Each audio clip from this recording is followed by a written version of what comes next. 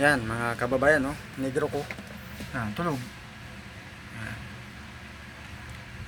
Napuyat sa kalaro ng mga kapatid, mga kababayan. Yan. Negro. Negro. Shh. Hindi namamansin mga kababayan ng negro. Negro yan eh. Ito ang loob ng aming kwarto mga kababayan. Yan. Kaya nagtsatsaga akong mag-vlog. Kalat oh. Kaya mga kababayan yan. Wala kami lagayan ng damit. Kaya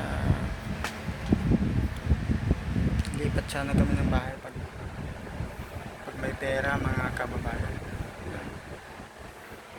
Yan, dyan lang silupag yung mga gamit namin mga kababayan. Kababayan, maraming salamat sa panonood mo sa aking yun ang pintuan namin. Sa aking mga vlog. Yan. Ito, sa higaan namin nakakata mga damit. Maraming salamat mga kababayan. Bye bye!